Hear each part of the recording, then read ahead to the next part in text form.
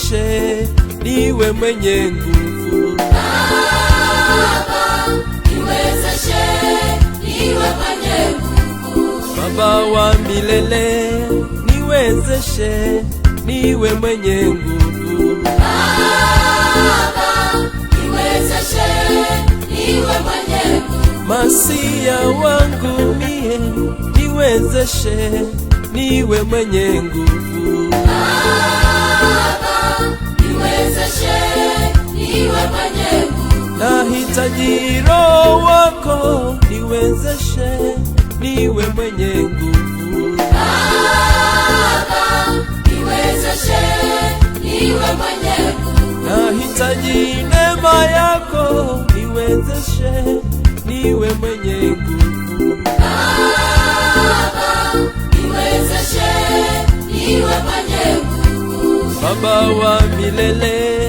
niwezeshe niwe mwenye nguvu. Baba, niwezeshe niwe mwenye nguvu. Hili ni ombi langu, niwezeshe niwe mwenye nguvu. Baba, niwezeshe niwe mwenye nguvu.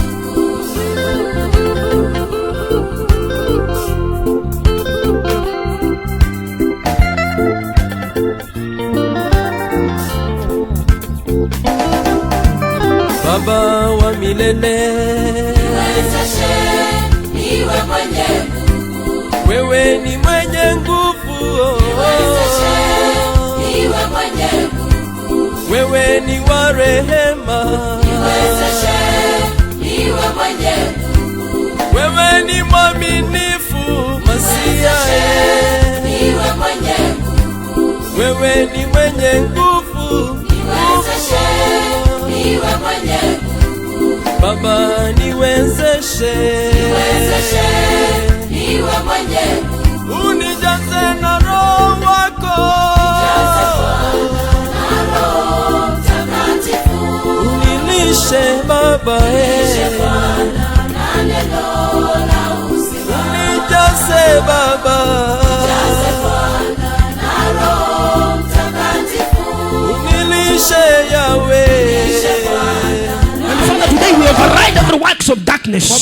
We come against the schemes of the enemy. We dismantle the assignments of darkness against this service, against your people, in the mighty name of Jesus Christ. And I pray that Lord be exalted in this place, be enthroned in the thrones of our hearts, as King, as Jehovah. You are Adonai, you are the master of all. Father, have your way.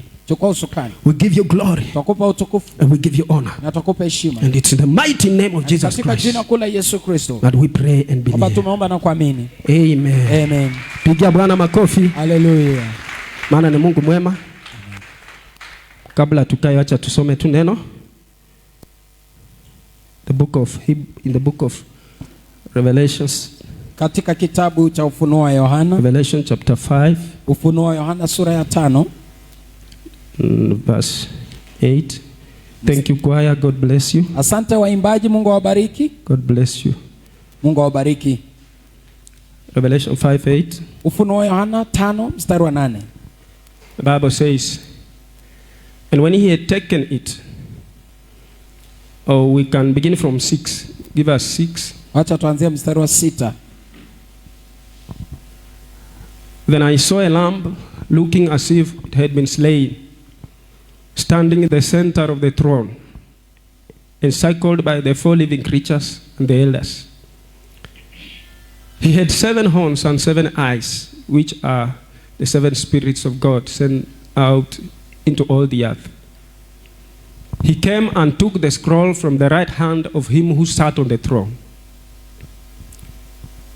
And when he had taken it, the 4 living creatures and the 24 elders fell down before the Lamb. Each one had a harp, and they were holding golden bowls full of incense, which are the prayers of the saints.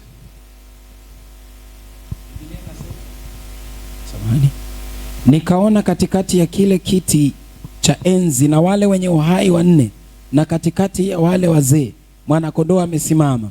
Alikuwa kana kwamba amechinjwa, mwenye pembe 7 na macho 7, ambazo ni roho 7 za Mungu zilizotumwa katika dunia yote. Akaja akakitoa kile kitabu katika mkono wa kuume wake yeye aliyeketi juu ya kile kiti cha enzi. Hata alipokitoa kile kitabu, hao wenye uhai 4 na wale wazee 24 wakaanguka mbele za mwana-kondoo, kila mmoja wao ana kinubi na vitasa vya dhahabu vilivyojaa manukato, ambaye ni maombi ya watakatifu.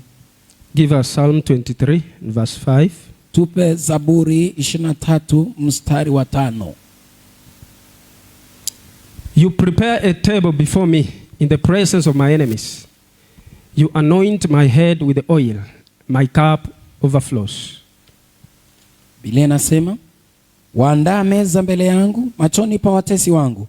Umenipaka mafuta kichwani pangu na kikombe changu kinafurika. Give us the last one, Revelation 6 verse 10. Na mwisho ni Ufunuo Yohana 6 mstari wa 10. They called out in a loud voice, how long, sovereign Lord, holy and true, until you judge the inhabitants of the earth and avenge our blood? Give me 11. Then each of them was given a white robe, and they were told to wait a little longer until the number of their fellow servants and brothers who were to be killed as they had been was completed. Wakalia kwa sauti kuu wakisema, Mungu, wakisema, Mola mtakatifu mwenye kweli, hata lini kutokuhukumu wala kuipatia haki damu yetu kwa hao wakao juu ya nchi? Nao wakapewa kila mmoja nguo ndefu nyeupe, wakaambiwa wastarehe bado muda mchache, hata itakapotimia hesabu ya wajoli wao na ndugu zao watakao wao vile kama wao. Thanks be to the word of God. Let us have our seats. Tunaweza keti. Now, our topic for today, mada yetu leo hii, is the heavenly records. Ni rekodi ya mbinguni. Yes, the heavenly records. Ni rekodi ya mbinguni. Before we proceed on, kabla tuendelee, I just want to shed some light on the scriptures that we have just shared. Ningelipenda tu kuangazia yale maandiko ambayo tumeyashiriki, so that I may bring out the message that I have today for you from the Lord. Ili kwamba nikaonyesha na kuleta ujumbe ambao niko nao kwenu kutoka kwa Bwana. Let us go back to Revelation 5:8. Tukirudi mstari wa 8 wa Ufunuo Yohana 5. Hallelujah. From verse 6. Kuanzia mstari wa 6. Hallelujah. Then I saw a lamb looking as if it had been slain, standing in the center of the throne, encircled by the 4 living creatures. Now, Apostle John, the writer of the book of Revelation, Mtume Yohana, mwandishi wa kitabu cha Ufunuo wa Yohana, there is something that is revealing to us here. Kuna kitu ambacho anatufunulia hapa. In verse 8, mstari wa 8, there is a point that comes out there. Kuna jambo ambalo linatokea pale. He went into heaven. Aliingia mbinguni in a vision. Katika maono. And he saw this. Na akaona haya.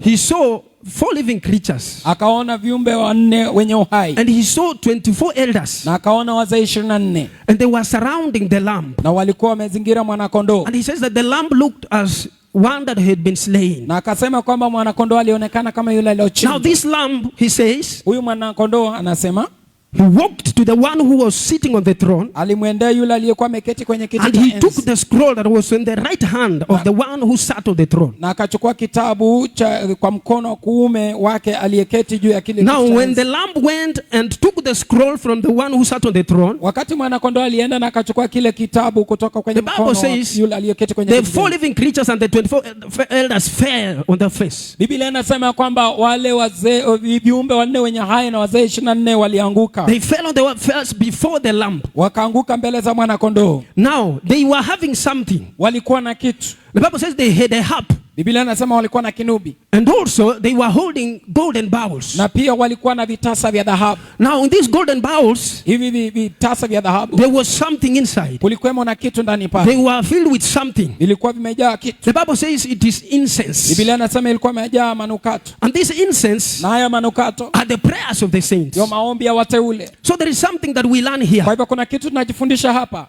That when we pray, kwamba tunapoomba, we are praying here. Tunaomba hapa. We are worshiping here. Tunaabudu hapa. What we are doing here, kile tunafanya hapa, is being recorded somewhere in heaven. Kinarekodiwa kule juu mbinguni.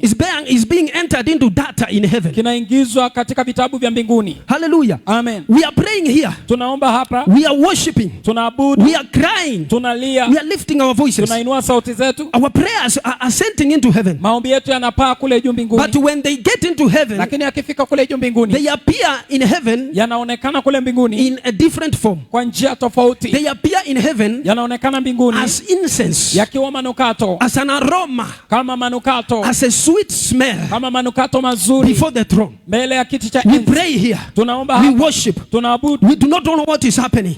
Hatujui kinachotendeka. But something is happening in heaven. Lakini kitu kinatendeka mbinguni. Our prayers are appearing in heaven in a different form. Maombi yetu yanaingia mbinguni kwa njia tofauti. I can call it a glorified form. Naweza ita kwamba ni hali iliyotukuzwa. As a sweet smell. Kama manukato mazuri. So when we are praying and worshiping, kwa hivyo tunapoomba na kumwabudu, the things that are happening in heaven, vitu ambavyo vinatendeka kule juu mbinguni. Apostle John has revealed something to us. Mtume Yohana ametufunulia kitu. At least now we know. Sasa twajua that when we are praying here, kwamba tukiomba hapa, when we are worshiping here, kwamba tukiabudu hapa, when we are serving the Lord, tunapomtumikia Mungu, it is not in vain. Sio bure. It is not just here. Sio tu hapa. The things that are happening in heaven, kuna vitu vinatendeka mbinguni. A lot of actions are happening in heaven. Mambo mengi yanatendeka mbinguni. A lot of things are happening. Vitu vingi vyatendeka mbinguni. You are shifting a lot of things in heaven. Tunahamisha vitu vingi mbinguni. You are actually changing the atmosphere in heaven. Unabadilisha hali ya anga katika mbingu. Hallelujah. Hallelujah. Because what you are doing, kwa sababu unachofanya, is going to land directly in the hands of the four living creatures and the 24 elders. Kinaingia moja kwa moja kwa mikono ya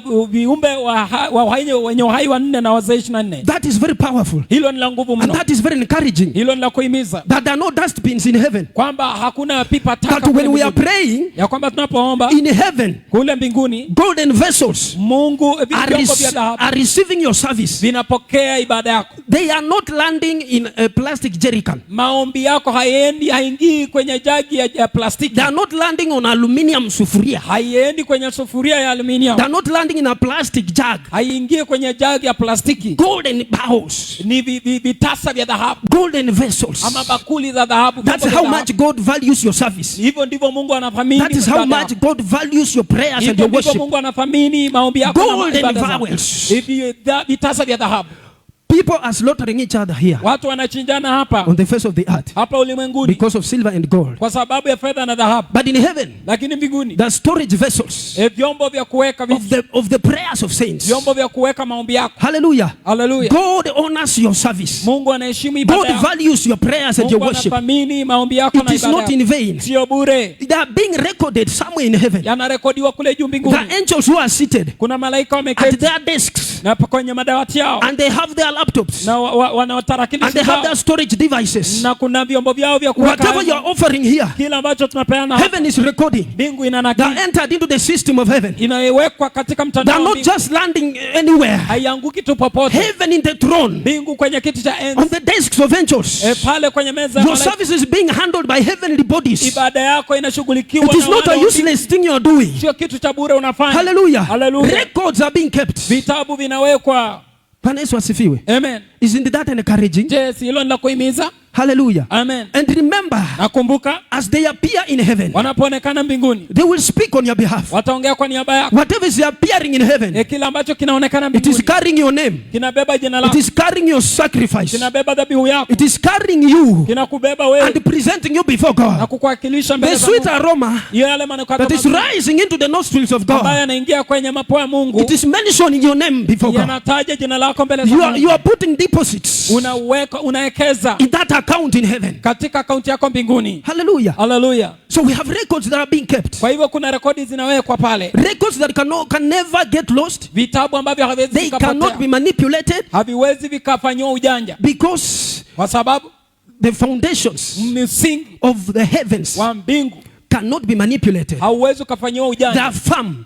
ziko imara. Hallelujah. Hallelujah. Nobody can manipulate the foundations of the heavens. Hakuna anayeweza kuchanganya misingi ya Nobody mbinguni. can corrupt the foundations of the heavens. Hakuna anaweza fanya ufisadi kwa misingi ya They are mbinguni. firm and they are everlasting. Iko imara na ni milele. And that is where your sacrifice is landing. Na hapo ndipo dhabihu yako That is inaenda. where your service is landing. Hapo ndipo ibada That yako is where inaenda. your worship is Hapo landing. ndipo ibada That yako is where your inaenda. prayers are landing. Hapo ndipo maombi yako That is yanaenda. where your singing is landing. Hapo ndipo kuimba kwako So kunaingia. be encouraged today. Kwa hivyo himizika leo hii. David says Daudi anasema that the Lord has anointed my head kwamba with Bwana oil amepaka kichwa changu na and mafuta. my cup is Na overflowing. kikombe changu kinafurika. So he's talking about his Kwa cup. hivyo anaongea kuhusiana na kikombe So he chake. has a cup. Kwa hivyo ana And the kikombe. Lord has anointed Na him. Bwana amempaka This mafuta. cup is not quarter. Kikombe hiki sio This robo. cup is not halfway. Hiki kikombe sio It is not nusu. 3/4. Sio robo tatu. It is not just full. Hakijajaa tu. This cup is Lakini overflowing. kikombe hiki kinafurika. Hallelujah. Hallelujah. As you continue to worship and serve, Unapoendelea kuabudu na as you kuomba. continue to pray and minister, Unapoendelea kuomba na the kuhuduma. Lord continues to fill your cup. Mungu anaendelea kujaza The kikombe Lord chako. continues to fill your cup. Mungu anaendelea kujaza He kikombe fills your chako. cup with good health. Anajaza kikombe fills your chako na cup afya with nzuri. favor. Anakijaza He na fills your kibali. cup with power. Anakijaza na He nguvu. fills your cup with increase. Anakijaza na And kuongezeka. he wants your cup to Na overflow. anataka kikombe chako kifurike. By the cup overflowing, Kwa kikombe hicho we are talking kifurika. about abundance. Tunaongea kuhusiana na We utele. are talking about fullness. Tunaongea kuhusiana na ukamilifu. We are talking about more than enough Tunaongea kuhusiana na zaidi ya kutosha in God. katika Mungu. Hallelujah. Hallelujah. That my cup shall overflow. Lakini kikombe changu That kitafurika. my cup shall not be empty. Kikombe changu hakitakuwa tupu. That my cup shall not be halfway or Kikombe quarter changu way. hakitakuwa nusu wala I robo. want a full cup from the Nataka Lord. kikombe kilichojaa A kutoka full kwa cup Mungu. of His grace. Kikombe kilichojaa A full neema cup of zake. His presence. Kikombe kilichojaa A uwepo full wake. cup of His Kikombe anointing. kilichojaa upako He has wake. anointed my head. Amepaka kichwa And changu. my cup Na overflows. kikombe changu kinafurika. That my cup shall overflow. Kwamba kikombe changu That at kitafurika. night my cup will Kwamba overflow. usiku huu That kikombe is in changu the morning my kitafurika. cup shall overflow. Asubuhi kikombe changu That in the kitafurika. daytime my cup shall Mchana overflow. kikombe changu That wherever kitafurika. I go my cup shall Kwamba kokote overflow. niendako kikombe And changu overflow into kitafurika. the lives of Na others. kinafurika na uzima. Overflow to benefit the lives of others. Kinafurika kufaidisha I maisha draw mengine. from the Lord. I fill up my cup. Nateka kutoka kwa Bwana najaza kikombe And let changu. my cup overflow and Na wacha also kikombe changu also kifurike. help others. Na pia kisaidia And wengine. also fill the cups of others. Na pia kijaza vikombe vya You are wengine. watered to water others. Umetiwa maji ili kutiwa wengine maji. Hallelujah. Unanyunyiziwa ili unyunyize wengine. And when Revelation chapter 6, Na Ufunuo wa Yohana sura ya 6 let's talking about saints. naongea kuhusiana na wateule. That there are saints in heaven. Ya kwamba kuna wateule kule juu mbinguni. They are clothed in white. Wamevishwa nguo nyeupe. And Apostle John Na has mtume seen Yohana and he ameona. has heard. Ameona na kusikia. They are crying aloud Wanalia kwa sauti before the Lord. mbele za Bwana. And they are saying, Na wanasema, Lord, how long Bwana itakuwa muda gani? will you avenge Kwamba our blood? utalipiza lini kisasi kwa ajili ya damu yetu? They killed us because of this testimony. Walituua kwa sababu ya ushuhuda huu. We were martyred because of the testimony of Jesus. Tulikuwa wajoli kwa sababu ya ushuhuda wa Yesu Kristo. They killed us innocently. Walituua bila makosa. Lord, Bwana, when will you avenge utalipiza lini our kisasi blood? damu yetu? Will you avenge, oh God, Utalipiza lini ye Mungu? the inhabitants of the earth, Wakaji wa the ulimwengu, wicked ones waovu that did us wrong? ambao walituua. And then they are answered. Na wanajibiwa. He says, Anasema, a little while, kwa muda mfupi tu, a little longer. kwa muda mfupi And tu. he says, Anasema, I will avenge, nitalipiza kisasi, but until lakini hadi the number of martyrs, hesabu ya wajoli, believers like you, waumini kama nyinyi, are martyred, wanauawa, until the number is completed. hadi hesabu ikamilike. When the number is completed, Wakati hesabu itakamilika, I will come in and I will avenge the blood. nitakuja na nitalipiza kisasi kwa ajili ya I hiyo will damu. come in and avenge the blood of the saints. Nitakuja kulipiza kisasi kwa ajili ya damu ya wateule. Hallelujah. Amen. What happens in the heavens? Nini hutendeka mbinguni? That there are some things, Kwamba kuna vitu fulani, there are some events, kuna matukio fulani, there are some actions kuna matendo fulani that will not happen ambayo hayatatendeka until hadi the standard measure of heaven kiwango cha mbinguni is attained. kikamiliki, kifikiwe. Bwana Yesu asifiwe. Amen. You see, the Lord answers the saints who are crying for vengeance. Bwana anawajibu wale ambao ni wateule wanalia kwa ajili ya kisasi. And he says, just a little longer. Anasema ni kwa muda I mwingine will mfupi tu. avenge the blood of my people. Nitalipiza kisasi kwa ajili ya damu ya watu wangu. Meanwhile, Kabla hapo, the number of the saints hesabu ya wateule has to be complete lazima ikamilike to trigger off my vengeance. ili kwamba kuanzisha kisasi changu. Records are being kept in heaven. Vitabu vinawekwa mbinguni. And there are things that when the cup of God is full, na kuna vitu ambavyo wakati kikombe cha Mungu kinafurika, when it has hit the mark of completeness, wakati kimefikia ukamilifu, then the Lord will come forth. basi Bwana atajitokeza. Then the Lord will come and avenge. Bwana atakuja kulipiza Then kisasi. the Lord will come and save. Bwana atakuja kuokoa. Then the Lord will come and attend to the cries of his people. Bwana atakuja ashughulikie kilio cha watu wake. Hallelujah. Amen. It was prophesied of the birth of Jesus Christ. Ilitabiriwa kuhusiana na kuzaliwa kwa Yesu Kristo.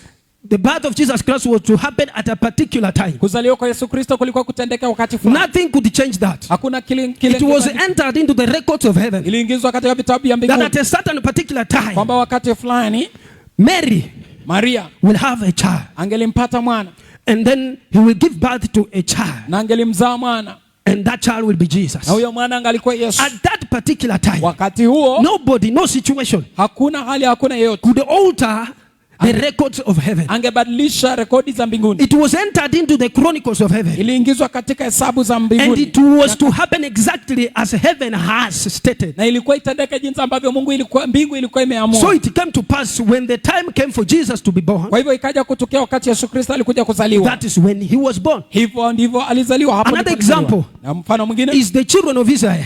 ni wana wa Israeli. The Lord spoke to the ancestors of the nation of Israel, Bwana aliwanenea mababu wa taifa la Israeli, and he said na akasema that this nation will go into captivity kwamba taifa hili litaenda katika for ufungo 4 centuries, kwa karne 4, and then after that kisha baada ya they hapo will come out. watatoka. I will judge the nation Nitahukumu that will taifa be oppressing them, litakuwa linawaseta, and then they will come out. na watatoka. They will come out with a terror. Watatoka pale They will kwa come out vitisho. mightily. Watatoka wakiwa na ukuu. That is what happened, Hayo ndio litendeka, because the Lord spoke by his mouth. kwa sababu Bwana alinena kwa kinywa It chake. was entered into the heavens records Aliingizwa katika rekodi za mbinguni that they were to be 400 plus years kwamba walikuwa wakwe pale of zaidi ya miaka captivity 400 of the children of Israel. katika utumwa wa wana wa Israeli. That is what happened. Hayo ndio litendeka. It was for 430 years, Ilitendeka kwa miaka and then 430 they came out, na wakajitokeza, because it was entered into the records kwa of heaven. sababu iliingizwa katika rekodi za mbinguni. So heaven watches over the records, Kwa hivyo mbingu huchunga and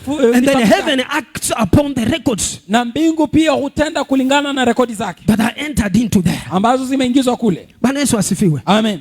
Hallelujah. Amen.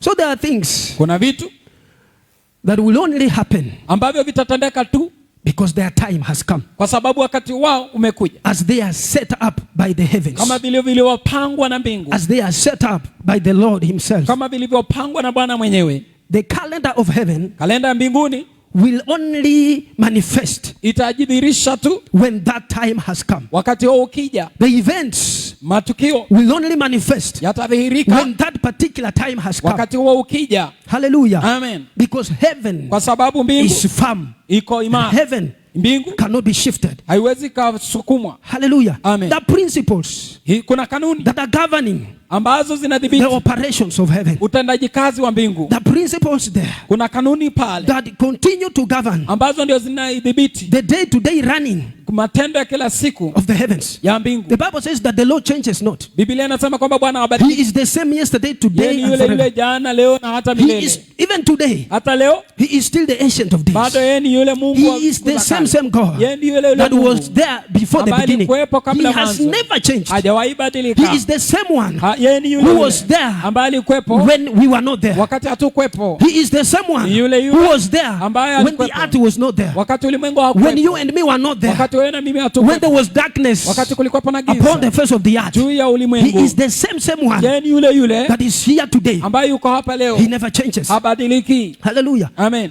So the standard measures that are recorded in heaven Kwa hivyo viwango ambavyo vimerekodiwa cannot be mbinguni changed, haviwezi but they vikabadilishwa, will happen as per heavens, lakini itatendeka kama vile mbingu, as per heaven's action. kama vile matukio ya mbingu When the inapanga. time comes, they will happen. Wakati ukija itatendeka, When the time elapses, they will happen. wakati ukiisha itatendeka. Hallelujah. Haleluya.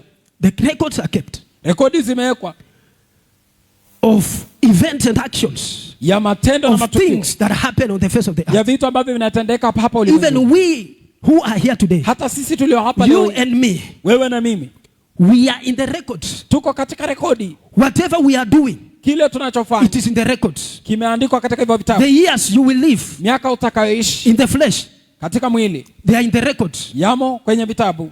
Your ordination Kutawazwa kwako from heaven, kutoka it mbinguni is in the records. humo kwenye vitabu. Your assignment, your ministry, Katika kazi yako, it is huduma in the yako, records. imo katika vitabu In the mbinguni, heavens. katika mbinguni. Hallelujah. Haleluya. Whatever you do, Chochote ufanya, you're going out, you're coming in, kwenda kwako kurudi, it is in the heavens. imo kwenye mbingu, It is in the records in heaven. imo katika rekodi za Hallelujah. mbingu. Haleluya. As real as earth is, Kama vile ardhi ipo, the heavens is real. mbingu pia ipo. In fact, the heaven is more real than the earth. Mbingu ni halisi hata kuliko ardhi. Hallelujah. Amen. So what we are doing, Kwa hivyo kile it tunafanya is being recorded somewhere. kinarekodiwa It is mahali, being recorded in the heavens. kinawekwa kule Especially mbinguni. we as believers. Haswa sisi waumini, Especially we as ministers. haswa sisi wahuduma, Records are being kept in heaven. vitabu vinawekwa kule mbinguni. Hallelujah. Amen. Events, the heaven is very busy. Mbingu iko na shughuli nyingi. Heaven is very busy because of Mbingu you iko and na me. shughuli nyingi kwa sababu ya Hallelujah. Amen. And our work is to keep the heavens busy. Na kazi yetu ni kuhakikisha kwamba mbingu zinaendelea kufanya Hallelujah. kazi. The Hallelujah. angels are secretaries there in heaven. Malaika, kuna makarani kule mbinguni, They ascend and descend. wanatumwa, They wanapanda na pick things kushuka. on earth. Wanachukua They vitu fly mbinguni, into the heavens. wanaenda They mbinguni, pick others in the heavens. wanachukua mbinguni They mbinguni, bring them to the earth. wanaleta hapo They ulimwenguni, pick again. wanachukua They tena, enter into the heavens. wanaingia mbinguni, They pick from the heavens. wanachukua huko, They bring to the earth. wanaleta hapo They are ulimwenguni. messengers. Ni wajumbe. Hallelujah. Amen. So we are the one that are employing them. Kwa hivyo sisi ndio tumewaajiri. Yes. When we are working, and Tunapofanya they are kazi, also working, na wao pia they wanafanya are kazi, doing things wanafanya vitu as they base on what you are doing. kulingana na kile ambacho You are keeping them busy. unafanya. They are wao keeping wanashika, records. wanaweka rekodi. Hallelujah. Amen. So heaven has records Kwa hivyo mbingu ina rekodi of you and me, ya wewe na mimi, of the earth, ya ulimwengu, of everywhere, ya of kila whatever mahali, is happening. na chochote The kitendeka, heavens are keeping the records. mbingu imeweka rekodi. Hallelujah. Amen. When they keep the records, Wakati wanaweka rekodi, they also act on the records. pia wanatenda kazi hizo rekodi. They go into the records Wanaenda kwenye and vitabu they look at the records na wanaangalia kwenye and they vitabu find out na wanapata that this and this event is supposed to happen. hili na hili linafaa That kutendeka, there is something that is supposed to manifest. kwamba kuna kitu kinafaa And then heaven kujidhihirisha. activates it Mbingu and he inajiwisha, sends it onto the earth. inatuma ulimwenguni And then it happens. na So we inatendeka. are going to see Kwa hivyo tunaenda kuona what is happening, nini kinatendeka, what we do kile that tunafanya is registered into heaven ambacho and kimesajiliwa kule activates the mbinguni, heavens na kinauisha to mbingu act on the face of the earth. ili kutenda kazi hapo ulimwenguni. Hallelujah. Amen. So the heavenly records Kwa hivyo vitabu vya mbinguni that heaven is acting upon ambavyo mbingu inavifanya kazi to make it manifest. kufanya vidhihirike. Hallelujah. Amen. Number one, Cha kwanza, heaven records Vita- our tears vitabu vya mbinguni hunakili machozi yetu and then acts on the same. na hutenda kazi kwa ajili ya hayo machozi. Heaven Mbingu acknowledges inatambua our tears machozi yetu and then acts on the same. na huitikia kwa ajili ya hayo machozi yetu. Now here, Hapa we are not talking about ordinary tears. hatuongei kuhusiana na machozi ya And we kawaida. are not talking about the tears that we shed when maybe we lose our loved ones. Hatuongelei machozi ambayo pengine tunatoa wakati ambapo tunapoteza wapendo We wetu. are talking about tears Tunaongea kuhusiana na machozi that we weep on the altar. ambayo tunalia madhabahuni. We are talking about tears Machozi that we cry tunalia because of the weight of the Lord upon us, kwa sababu ya uzito wa Bwana juu yetu, because of the burdens of the Lord. kwa sababu ya mzigo wa Bwana, That you look at how things are happening kwamba unaona jinsi mambo and you yanatendeka discover that your heart is heavy. na unagundua kwamba moyo wako You ni look at the mzito. wickedness. Unaangalia uovu, You look at the evil unaangalia uovu that is happening. ambao unatendeka, You look at the injustices that unaangalia the people of God are facing. ile hali ya kutokwepa And then haki, you find your heart is na heavy unapata moyo and wako you ni begin mzito. to shed your tears. Unaanza kutoa You have machozi, no control of the same. hauwezi ukajidhibiti. You discover that tears are flowing Unagundua kwamba machozi because of that yatarekebika burden of the kwa Lord sababu ya mzigo wa Bwana upon your heart. juu ya moyo wako. Hallelujah. Amen. You're shedding tears Unamwaga machozi because something is not right kwa sababu kitu hakiendi as per vizuri the standard of heaven, kulingana na rekodi za as per the mbinguni, standard of God, kulingana na viwango vya in mbinguni, the family, in the nation, katika familia, katika taifa, in the church, Katika in the kanisa. body of Christ, katika mwili wa Kristo, in the nations of the earth, katika mataifa ya that ulimwengu, something is happening kwamba kitu and kinatendeka that is happening is breaking your heart na kinachotendeka because kinavunja moyo wako. it is going, it is not going the way of the Lord, kwa sababu hakiendi sawa sawa na mapenzi ya and Mungu, many are suffering because because of the same. Na wengi wanateseka kwa sababu ya hayo. Many people have wept Watu wengi because of the wamelia pandemic. kwa sababu ya janga. People were dying helplessly. Watu walikuwa nakufa bila kujali. And I tell you, people were weeping on the altar. Na watu walilia In their madhabahuni. secret places. Mahali pao pa siri. People were rolling and weeping to the Lord. Watu walikuwa wanavingirika na And they were crying for the Lord's help. Na walikuwa nalia Bwana wasaidie. Hallelujah. Amen. They cried to the Lord. Walimlilia Bwana. They wept, their face wet. Waliloa crying for the Lord to intervene. Kwa sababu ya kulia kwa We Bwana. are talking about this kind of tears. Tunaongea kuhusiana machozi kama haya. Hallelujah. Amen. Crying that the Lord may intervene. Kulia kwamba Bwana aingilie kati. Because of the things that are happening. Kwa sababu ya vitu vinavyotendeka. Contrary to the word of God. Kinyume na neno la Mungu. There is this man. Kuna huyu mtu. His name is Hezekiah. Aitwaye Hezekia. In the book of Isaiah 38 from verse 3. Katika Isaya 38 mstari wa 3. Hallelujah. Amen. Hezekiah was a king. Hezekia alikuwa mfalme. And he was a leader. Na alikuwa kiongozi. And he was a man of God. Na alikuwa mtumishi wa Mungu. And he destroyed Baal worship. Na akaangamiza he destroyed the worship of idols. And then he raised the worship of God. He raised the altars of God. Akainua madhabahu ya Mungu. He says that he was faithful serving the Lord. Akasema kwamba alikuwa mwaminifu katika kumtumikia Mungu. And he Mungu. fought against anything that was against God. Na alipigana na chochote ambacho kilikuwa na kinyume na Mungu. And he established true worship in the kingdom. Akaanzisha ibada ya kweli katika ufalme. In his area of jurisdiction. Katika himaya yake. He ensured that God is worshipped. Alihakikisha kwamba Mungu the God, the creator of the heavens and the earth. Mungu muumba ulimwengu na ardhi. Hallelujah. Mbingu na ardhi. Amen. He says, Lord, anasema, remember how I have walked before you faithfully and with a wholehearted devotion, and I have done what is good in your eyes. Isaiah 38:3. Akasema, Bwana kumbuka haya na kusihi kwamba nimekwenda mbele zako katika kweli na kwa moyo mkamilifu na kwa kutenda yaliyo mema machoni pako. Hezekia akalia sana sana. He cried before the Lord. Akalia mbele za Mungu. Because a message had come. Kwa sababu ujumbe ulikuwa umekuja. And the Lord said, na Bwana akasema, now tell Hezekiah. Ambia Hezekia. He sent the prophet. Akatuma nabii. Prophet Isaiah. Nabii Isaiah. He said, tell him. Akamwambia to wind up his house. Ajipange nyumba yake. Because he's going to die and he will not recover. Kwa sababu atakufa hatapona. He said, tell him to wind up. Kasema mwambie ajiandae. Because he's going to die. Kwa sababu anaenda kufa. But Hezekiah. Lakini Hezekia. He turned to the Lord. Alimgeukia Bwana. And he said, no Lord. Akasema Bwana, you have seen what I've done. Umeona kila ambacho I have walked with you. Nimetembea na I wewe. have fought battles because of you. Nimepigana vita kwa sababu yako. I have ensured that you are worshipped in this place. Nimehakikisha kwamba unaabudiwa mahali. Everywhere within my area of jurisdiction. Kila mahali katika you are worshipped and you are served. Na unatumikiwa. People bow at you. Watu wanakuinamia. I have destroyed all idols. Nimeharibu sanamu zote. Lord, why? Bwana mbona? Lord, why? Bwana mbona? I cried before the Lord. Akalia mbele za Bwana. Now the Bible says, Biblia inasema, let's see verse 4. Mstari wa 4. That the word of the Lord came to Isaiah, yes. Go and tell Hezekiah, this is what the Lord, the God of your father David says. I have heard your prayer. I have seen your tears. I will add 15 years to your life. Ikawa neno la Bwana likamjia Isaya kusema, enenda ukamwambia Hezekia, Bwana Mungu wa Daudi baba yako asema hivi, mimi nimeyasikia maombi yako, nimeyaona machozi yako, tazama nitaziongeza siku zako kiasi cha miaka 15.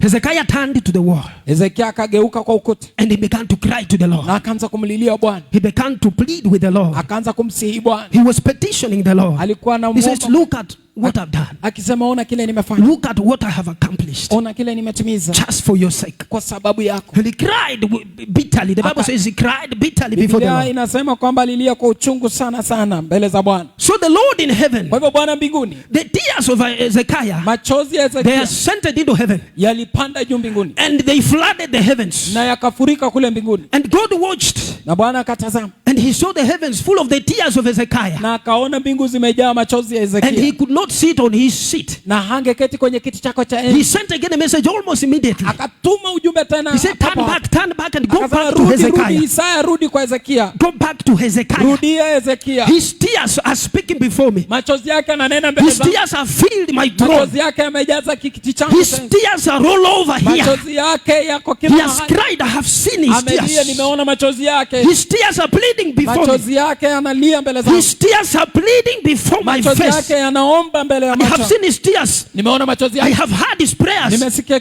And I've also seen what he has na done pia for me. nimeona kila ambacho Now amenitendea. turn back. Kwa hivyo rudi. I have revoked what I had said. Nimegairi nilichokuwa I have nimesema. turned back. Nimegeuza. I have changed my plan again. Nimebadilisha mpango wangu. Go and tell him I have seen the Ndio tears. mwambie kwamba nimeona His machozi. tears have testified before Machozi me. yake yameshuhudia mbele His zangu. tears are full on my altar. Machozi yake And yamejaa on kwenye account of his madhabahu yangu, na tears, kwa sababu ya machozi go yake. back and tell him Rudi umwambie he is not going to die. hatakufa, He is going to recover. atapona. Number one, he's not going to die. Ya kwanza hatakufa. Number two, he's going to Ya recover. pili atapona. And number three, Na tatu on account of his tears, kwa sababu ya machozi yake I have added him nimemwongeza 15 more years. miaka 15. Hallelujah. Amen. Bwana Yesu asifiwe. Amen.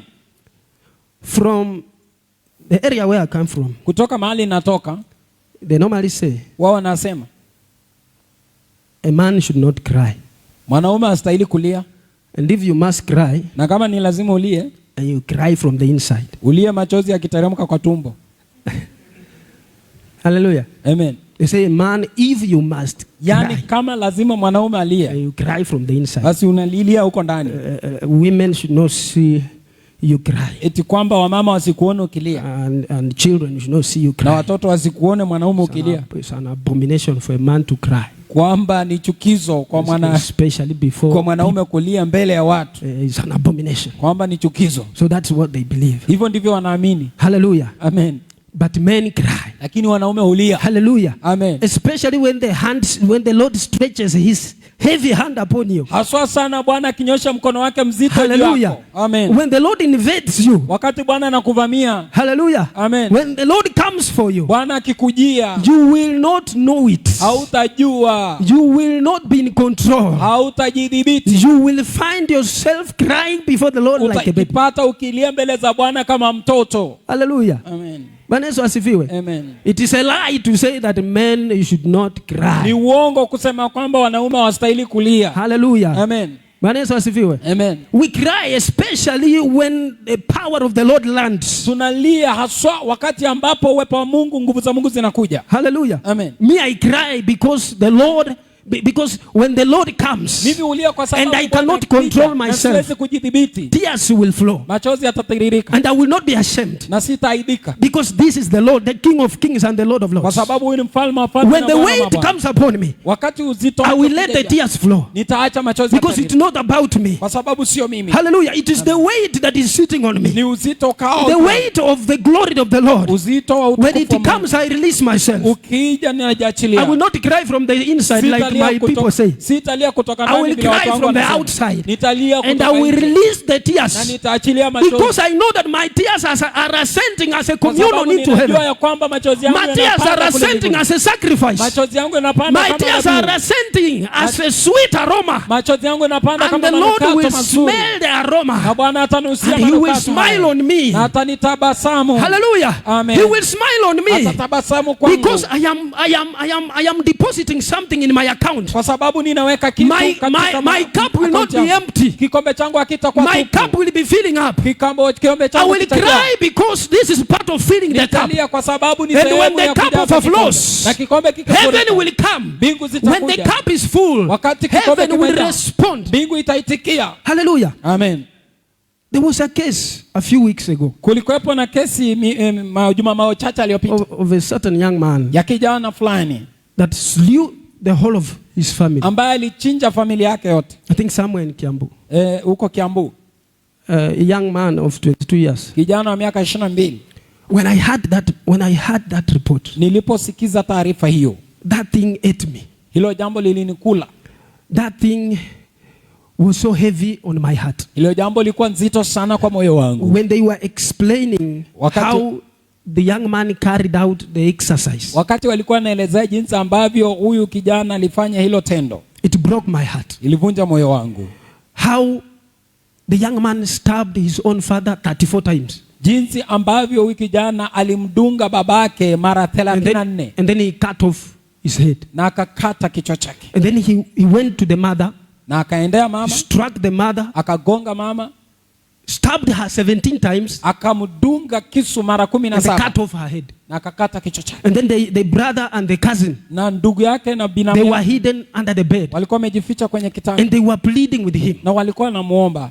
They were pleading for him to have mercy wanamsihi kwamba upon them. The young man struck them. Kijana akawagonga. And then he cut off their head. Na akakata kichwa. When they were explaining, wakati walikuwa I could not control myself. Singelijidhibiti. The tears were flowing. Machozi yalitiririka. They were lingering in my eyes, they were flowing. Yalikuwa yanatiririka kutoka macho yangu. So I didn't want people to see what was happening. The thing was so heavy on me, I could not control myself. Sikutaka watu waone kila ambacho kilikuwa inatendeka. I was avoiding eye contact. Nilikataa kuangaliana na mtu mmoja. People will wonder what is wrong with this man. Kwa sababu wangelishangaa mchungaji huyu nini mbaya. Why is this man weeping? Mbona analia? That thing and up to now, every time they mention that thing, wakitaja hilo jambo, it eats me.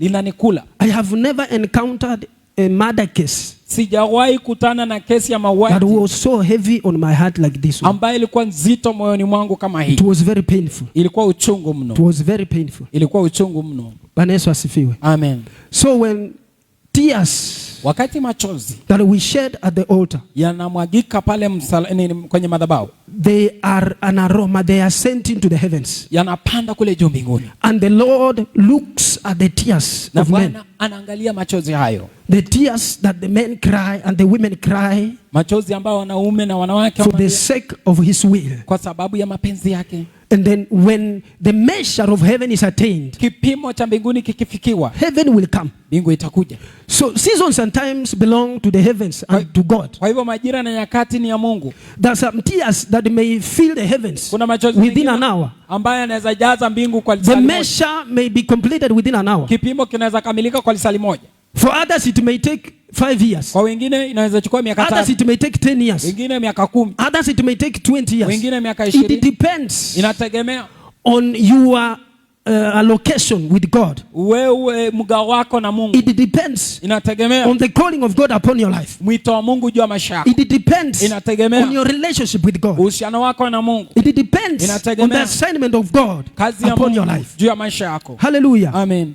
Tears, machozi, are something ni kitu that touches the heart of God. Kigusacho moyo. So when Hezekiah cried, kwa hivyo Hezekiah alipolia, God responded almost immediately. Mungu aliitikia papo hapo. And he says, I have seen the tears of Hezekiah. Na akasema nimeona machozi ya Hezekiah. Therefore you have to turn back and go and tell him that I've revoked the same thing. Na kwa hivyo unafaa kurudi na uambie kwamba nimebadilisha hilo jambo. So tears can change kwa hivyo the mind of God. Machozi yanaweza badilisha mawazo ya akili za Mungu. You can cry before the Lord. Kwamba unaweza lia mbele za Mungu. And the tears are sent before God. Machozi yapande juu mbinguni. And the Lord looks at the tears. Na Bwana atazama hayo machozi. And he listens to the voice in the tears. Na asikiza sauti katika machozi. And then he responds. Kisha anaitikia. And he says, anasema, this one will not happen. I have to intervene in this. Itabidi niingilie. I have to show up. Itabidi nijionyeshe. Because I'm hearing the voice in the tears. Kwa sababu nasikia sauti katika machozi. I am hearing the urgency in the tears. Ninasikia udharura katika machozi. I am seeing the pain in the tears. Ninaona uchungu katika machozi. I am seeing the anguish in the tears. Ninaona uchungu katika machozi. And I have to do something. Na lazima nifanye kitu. I have to do something. I have to intervene. Kitu, lazima niingie. Because the tears are speaking in my ears. Machozi yananena katika masikio. The tears are crying loud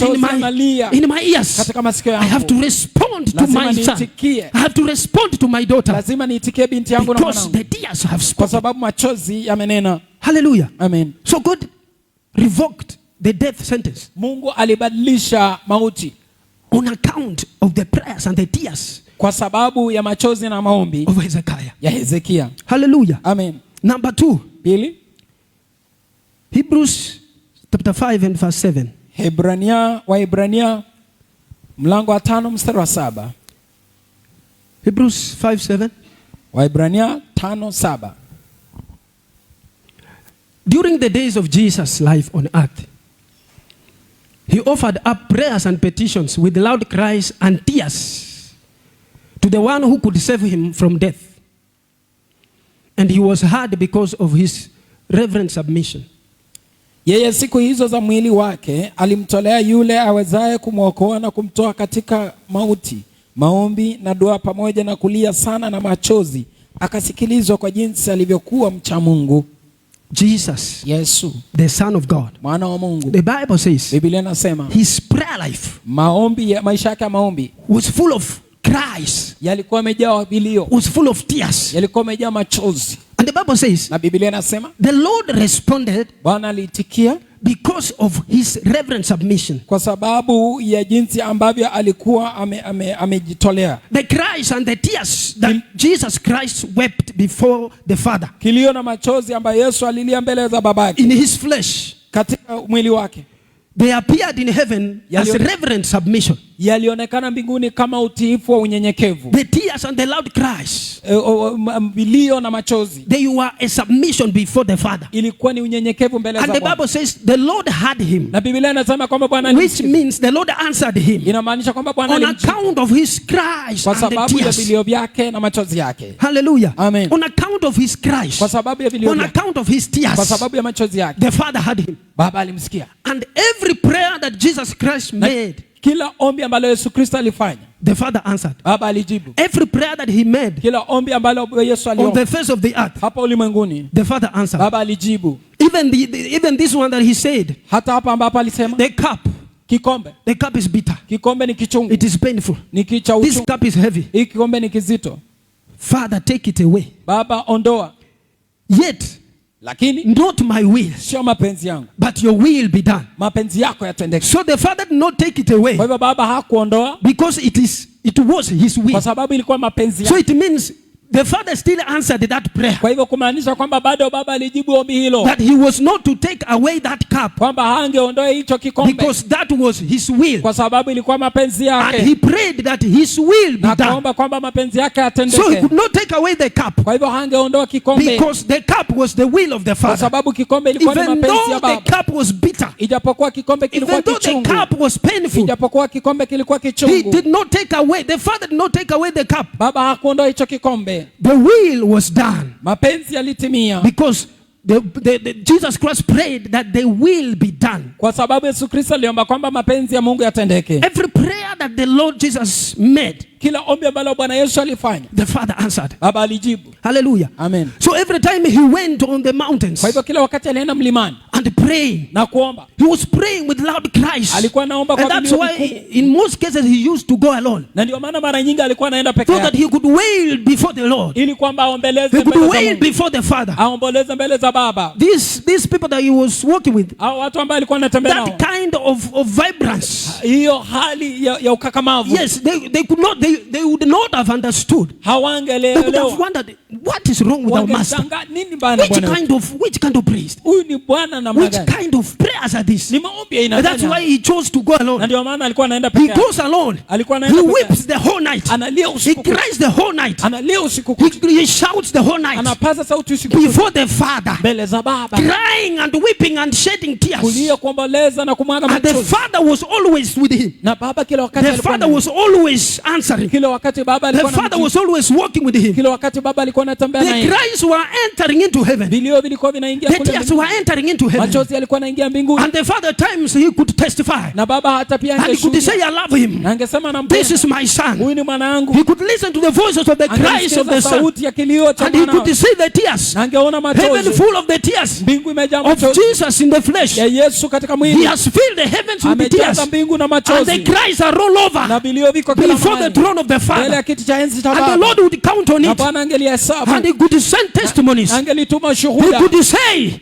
this one I'm pleased with Huyu him. nimependezwa na yeye. Because there is a testimony Kwa before me. sababu kuna ushuhuda I mbele can see zangu. the tears. Naweza ona I machozi. can see the aroma. Naweza ona I can manukato. feel it. I can smell it. Naweza hisi, naweza Each and nusa. every day he ascends the Kila mountains. siku anapanda The mlimani. aroma, the aroma. Manukato. I receive aroma. Ninapokea He manukato. enters the hills. Anaingia kwenye The milima. aroma comes. Manukato He yanakuja. enters the hills to Anaingia pray. kwenye milima anaomba. The aroma Manukato enters my nostrils. yanakuja I kwenye am mapua. pleased with him. Nimependezwa naye. And he was always answering. Na kila wakati alikuwa na The Lord was always with him. Bwana kila wakati alikuwa na yeye. The tears machozi were being recorded in the heavens. yalikuwa yanakiliwa kule juu And the mbinguni, Lord would count on it. na Bwana The angelihesabu, Father would count on it. Baba And he angelihesabu could respond. na He angeliitikia, could respond. He could angeliitikia, respond to the tears. He angeliitikia could haya machozi, respond to the message in the tears. angeliitikia kwa haya ujumbe wa machozi. Hallelujah. Amen. Crying before the Lord Kulia mbele za Mungu is not a sign of weakness. sio wakati wa unyonge, It is a communion. ni ushirika, It is a communion before the Father. ni ushirika mbele za Baba, It is a release before the Lord. ni mwachilio mbele za Baba, It is not a sign of weakness. sio ishara ya udhaifu. Hallelujah. Amen. It is a sign of brokenness. Ni ishara ya It kuvunjika, is a sign of releasing yourself before the ni Lord. ishara ya kujiachilia mbele za It Mungu, is a sign of donating yourself for the Father. ni ishara ya kujipeana kwa Baba. Hallelujah. Amen. Bwana Yesu asifiwe. Amen.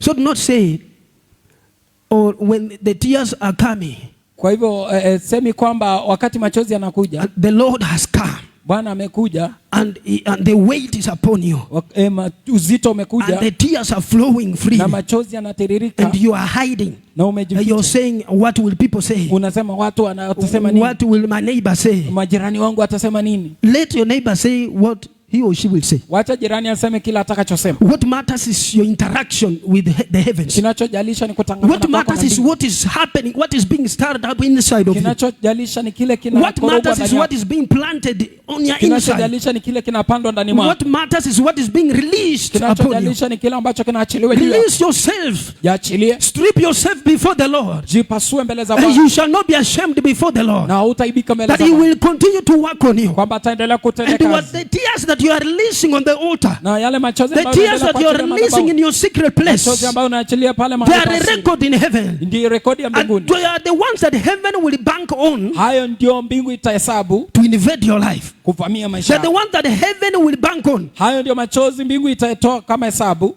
to answer your cry. kuitikia kwa kilio chako. Hallelujah. Amen. So it is not a sign of weakness. Kwa hivyo sio ishara ya unyonge, It is a sign of communion. ni ishara ya ushirika. Number two, La pili, that heaven records our prayers kwamba mbingu huandika maombi yetu and acts on the same. na matendo yetu. Give us Luke 1:13. Luka 1:13. Give us Luke 1:13 very fast Luka because of our time. 13 haraka kwa sababu ya wakati. But the angel said to him, do not be afraid, Zechariah. Your prayers has been heard. Your wife Elizabeth will bear you a son, and you will give him the name John. Lakini yule malaika akamwambia, usiogope Zakaria, maana dua yako imesikiwa, na mkeo Elisabeti atakuzalia mtoto mwanaume, na jina lake utamwita Yohana. This is a story we know. Ni hadithi Zechariah, tuijuayo. the father of John the Baptist, Zekaria baba wa Yohana Mbatizaji he was praying. alikuwa He was anaomba, offering incense anapeana uvumba before the altar of the Lord. mbele ya madhabahu ya Mungu, And this man has been praying to the Father. na huyu mtu amekuwa For a akimwomba son. Baba kwa ajili ya mwana, And heaven was receiving the prayers. na mbingu ilikuwa Heaven inapokea, was receiving his cry. mbingu ilikuwa inapokea kilio chake, Heaven was receiving his mbingu petitions. ilikuwa inapokea maombi yake. So when the cup was full, Wakati kikombe kilikuwa when he kimejaa, attained the full cup in the heavens, wakati kikombe cha mbinguni kilijaa, the Lord came Bwana akaja and he said, na akasema, and he quoted, na akana nukuu, your prayers, or your prayer has been heard, and your wife Elizabeth will have you a son. kwamba dua yako imesikiwa na mkeo Elisabeti atakuzalia mtoto mwanaume. So heaven banged on the prayers Kwa hivyo mbingu ilihesabu yale of maombi the priest of God. ya kuhani wa Mungu, And when the prayers filled the cup of Zechariah before the heavens, na wakati maombi yalijaza kikombe cha Zakaria when mbele the za mbingu, bowl of Zechariah was full, wakati kikombe cha Zakaria kilikuwa imejaa, heaven sent an answer mbingu ikatuma jibu basing on the volume of the prayers that had ascended. kwa msingi wa uzito wa maombi ambayo yalikuwa The yamepanda. answer came, Jibu and he likaja, said, on account of your prayers, akasema kwa an sababu ya answer maombi has come.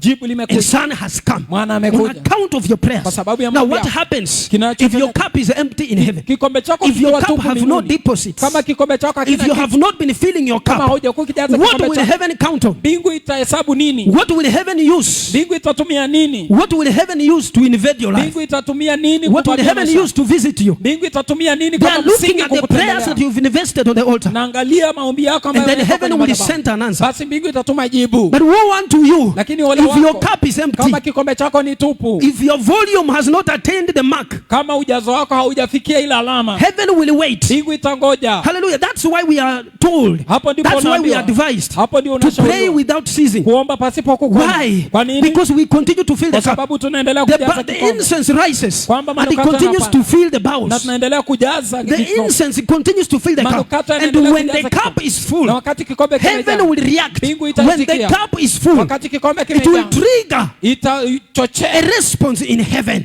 kiitikisho So kutoka we are mbinguni. encouraged to pray without Kwa ceasing. hivyo tunahimizwa kwamba We pasipo are kukoma. encouraged to see God without stopping. Tunahimizwa kutafuta bila It is for our kukoma. own benefit. Ni kwa faida yetu. When we fill up our cup and our bowels Tunapojaza in vikombe heaven, vyetu na vitasa vyetu mbinguni, heaven will be triggered. basi mbingu Heaven itachochewa, will come mbingu itaja, because you have attained the measure. kwa sababu tumefikisha kiwango. Hallelujah. Amen. That's why we have to keep seeking the Lord. Ndio maana lazima tuendelee kumtafuta Because Bwana, the Bible says, call unto me and I will answer. kwa sababu Biblia inasema kwamba niite When na we nitaitika. call and attain the mark that heaven has set, Ukiita na kufikia kile kiwango ambacho mbingu imeweka, heaven will answer. mbingu itaitikia. It may take 1 year. Inaweza It chukua may mwaka take moja. 2 weeks. Inaweza chukua It may majuma take mawili. 1 day. Inaweza chukua It siku may moja. take 5 Inaweza years. chukua miaka mitano. But when it attains the standard measure of heaven, Lakini ukishafikia kiwango heaven cha will mbinguni, come.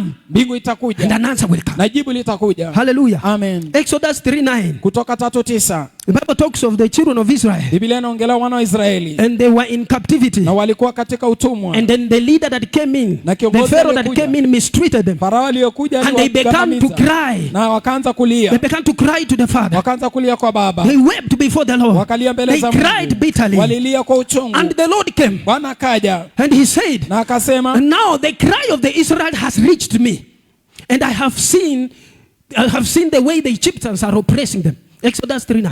basi tazama kilio cha wana wa Israeli kimenifikilia, tena nimeona hayo mateso ambayo Wamisri wanawatesa. Hallelujah. Amen. They cried and the cry entered into heaven. Walilia na kilio kikaingia mbinguni, And the cries of the Israelites filled the heavens. na vilio vya Israeli vikajaa mbinguni. And God came down. Na Mungu And akaja came to Moses. Akawajulisha And he said, he told Moses, you have to go. na akamwambia Musa, inabidi Because I uende, have heard their kwa cries. sababu nimesikia vilio vyao, I have heard their cry. nimesikia vilio I have vyao, seen what they are going through. nimeona kile ambacho Now you wanapitia. have to Kwa go. hivyo lazima Because uende, they have attained the kwa volume sababu wamefikia that kile is needed to kiwango trigger ambacho a kinahitaji response of heaven. It is kusababisha you that I will itikisho kutoka use. mbinguni. It is you that I will use. Ni wewe nitakayetumia, Because the cries have reached me. kwa sababu vilio The vimefikia. records are full. Vitabu vimejaa. So you have to go. Kwa hivyo lazima And uende, I will raise you as a na prophet nitakukuza kama nabii, to take the people nitakuinua kama nabii, of uwapeleke Israel out of Egypt watoe Misri, into the land of waingize promise. katika nchi ya ahadi. Number 3, 3, our giving.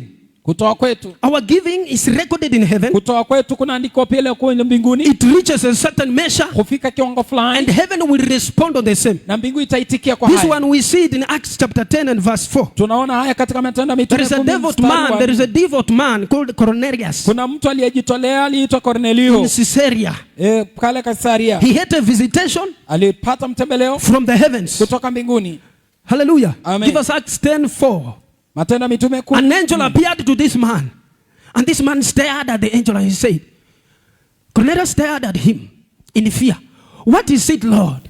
He asked. The angel answered, your prayers and gifts to the poor have come up as a memorial offering before God. Akamtazama sana, akaogopa, akasema, kuna nini Bwana? Akamwambia, sala zako na sadaka zako zimefika juu na kuwa ukumbusho mbele za Mungu. Yes. This man was prayerful, Huyo mtu alikuwa kuomba, and this man was a giver. na alikuwa mtoaji. He was giving to the poor. Alikuwa anapeana He kwa was maskini. helping people. Alikuwa anasaidia watu. He didn't know what was happening. Hakujua He kilichokuwa didn't know kinatendeka. that there are records in heaven. Hakujua kwamba kuna He vitabu didn't know mbinguni. that he was being monitored. Hakujua kwamba So anachunguzwa. when the full measure came, Kwa hivyo wakati kiwango he kikamilika, was not even aware. hakuwa An angel anajua. appeared Malaika and he akaonekana. said, Na your giving and akamwambia, your prayers has filled the heavens. dua zako na sadaka zako And zimejaza on mbingu. account of Na that, kwa sababu ya hayo I have been summoned nimeitwa to come and tell you nije that nikwambie what you have been doing kwamba kile ambacho is umekuwa ukifanya speaking before the Father. kinanena mbele za Is a Baba, memorial before ni the Lord. kumbukumbu mbele za Mungu. The Father has heard it, Baba and amekisikia he has sent me. na So amenituma. I've come to tell Kwa you hivyo nimekuja that kuambia what you have been kwamba doing kile ambacho umekuwa is ukifanya full in the records in kimejaa heaven, kwenye vitabu and it vya has mbinguni. triggered a response. na kimesababisha And that's pepo why na I am kuitikia. here. Ndio maana niko hapa. So whatever we are doing, Kwa hivyo chochote the tufanyacho, giving we are giving, kutoa tunakotoa, giving our finances, peana fedha zetu, giving ourselves, kujipeana, giving our experience, kupeana tajiriba giving yetu, the knowledge that we kupeana have, maarifa tulio giving the nayo, wisdom that we kupeana have. hekima tulio It nayo, is not in vain. sio bure. When your cup will get full, Wakati kikombe chako when the measure kitajaa, will be attained in the wakati heavens, kiwango kitafikiwa, an angel will appear to you. malaika The atakuonekania, heavens will send a mbingu response. itatuma itikio, And something will na happen. kitu kitatendeka. So we are urged to continue doing it. Kwa hivyo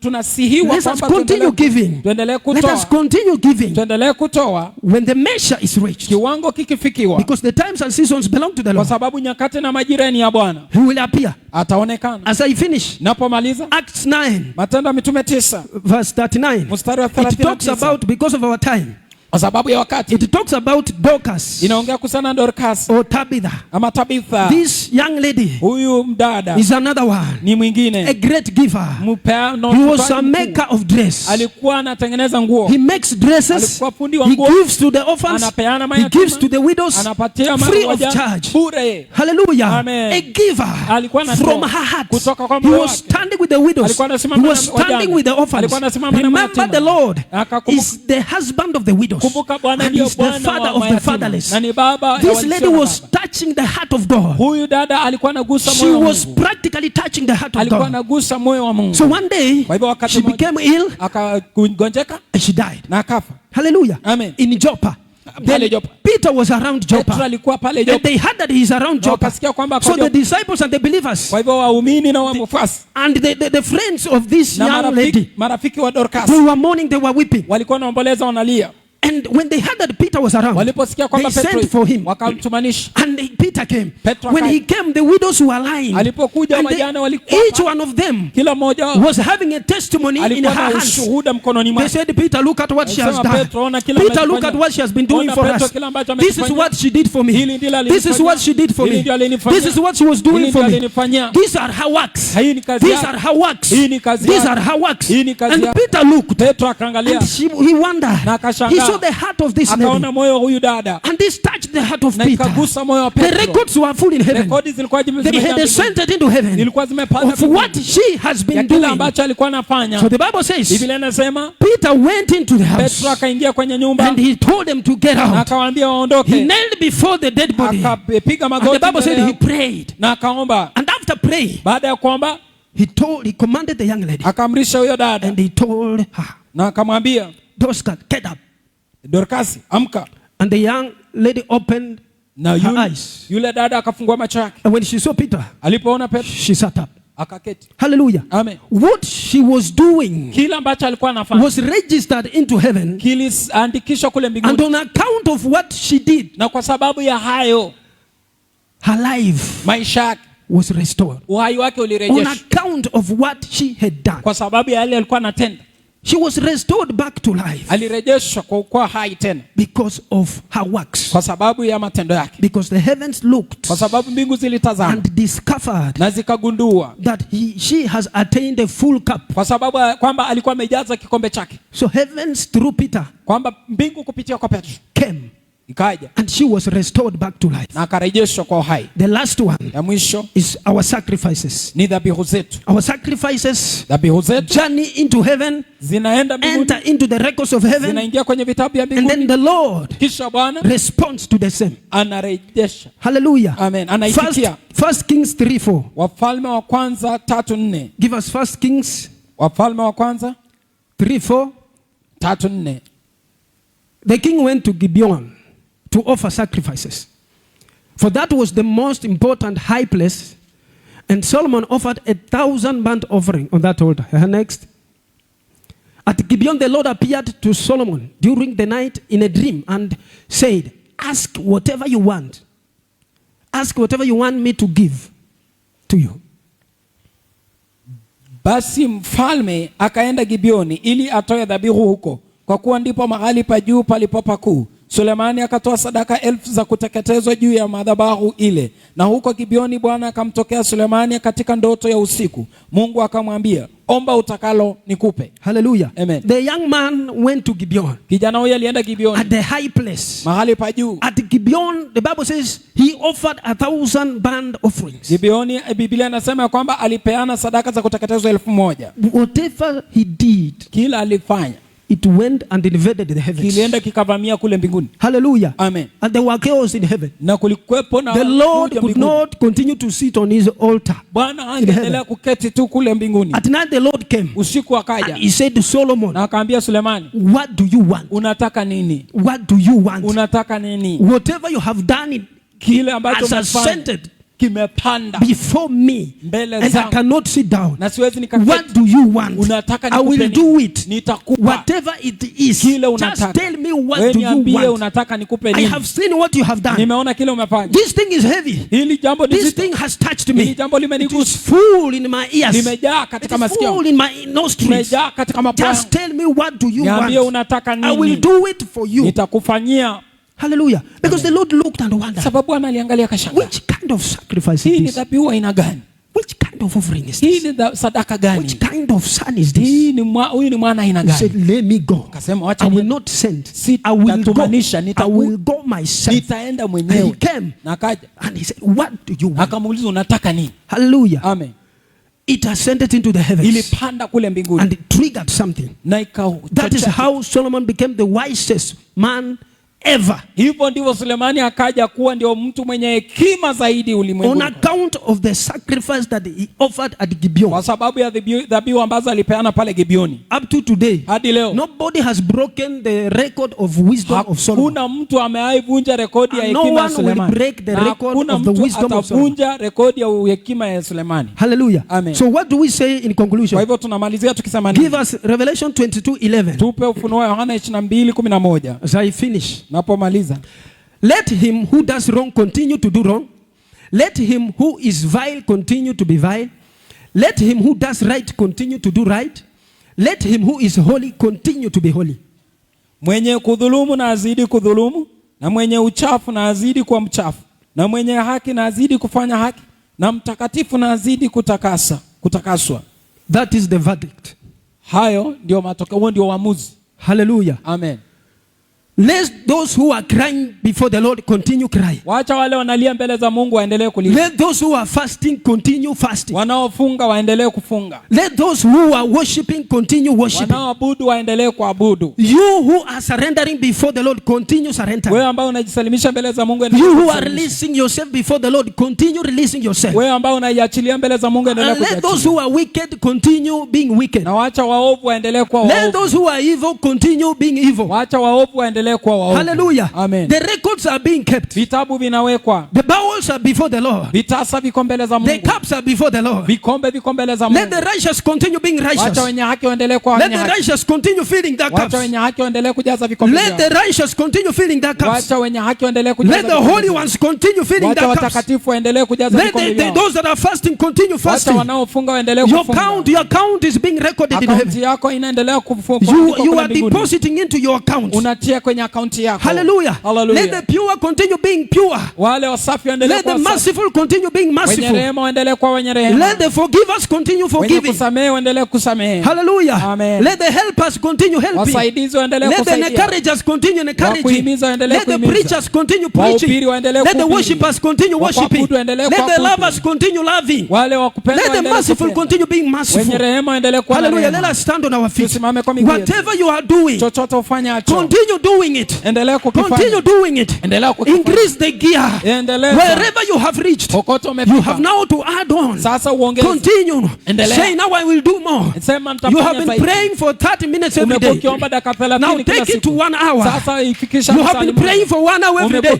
Now take it to 2 hours. Sasa songesha masaa you have been fasting 1 day in a week. You can make it 2.